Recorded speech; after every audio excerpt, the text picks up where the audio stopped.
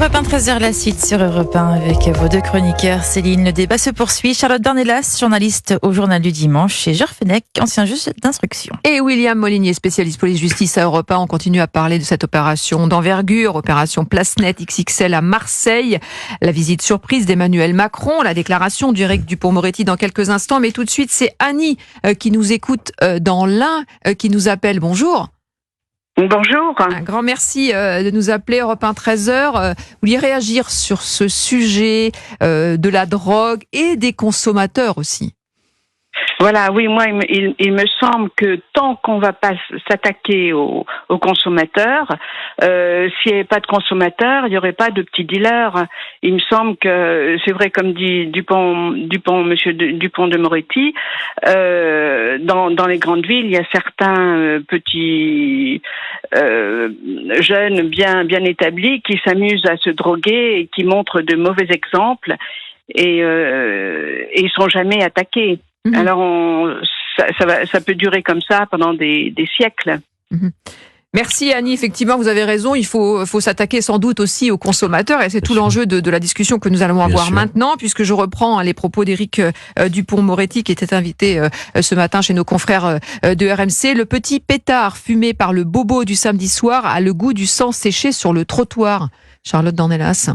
Oui, c'est vrai pour le petit bobo. J'ai pas l'habitude de prendre leur défense, mais maintenant la consommation de cannabis dépasse largement les frontières de Boboland, si je puis me permettre. Je crois qu'on est le pays où on en consomme le plus en Europe. Oui, non, mais le cannabis, c'est vraiment, c'est à peu près partout, même en territoire ruraux. D'ailleurs, on voit il y a un rattrapage total, et même sur la question de la coke. Donc, et le cannabis, il y a eu non seulement une acceptation. En fait, ce qu'il faut voir, c'est que même la justice et les magistrats l'expliquaient très bien la semaine dernière, ils sont déjà dépassés dans la répression des trafiquants, des dealers et des têtes de raison, comme expliquait William. C'est après un très long travail d'enquête, que vous arrivez à taper une tête de réseau. Ce qui d'ailleurs, ce qui est parfois rendu extrêmement compliqué par une présence massive et permanente sur le terrain et le pilonnage des points de deal. Ça complique le travail d'enquête. Donc, vous voyez que c'est un dosage qui est pas évident. Déjà, ça, c'est extrêmement compliqué pour la justice. Donc, sur la question du consommateur, on a mis en place ces fameuses amendes forfaitaires.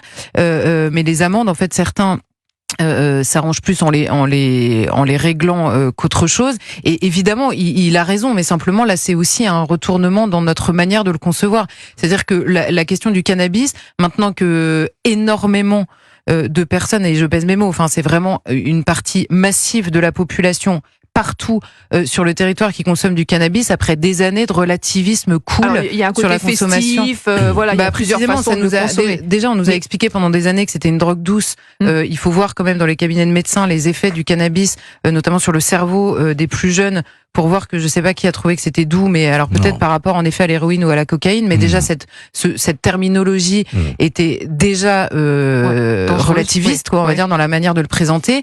Et puis il y a aussi en effet un côté cool et festif qui a été porté, alors là je rejoins Éric Dupond-Moretti, par des milieux plutôt bobos et voire culturels même dans la manière de l'accepter.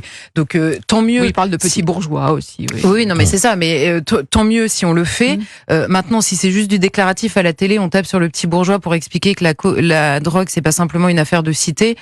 Faut aller un peu plus loin que ça, on va dire, dans la volonté de frapper. Mais moi j'ai aucun problème en effet à ce que le consommateur soit sanctionné, parce que là où il a raison, c'est que tous ceux qui participent de ce trafic, on le sent de ces gamins de 13 ans, les fameux petits jobbers qui sont sur les points de deal, qui se font jambiser, qui se font parfois même tuer pour le compte de ceux qui consomment. Ça, c'est indiscutable. Je rappelle que la législation sur les drogues, c'est la loi du 31 décembre 1970.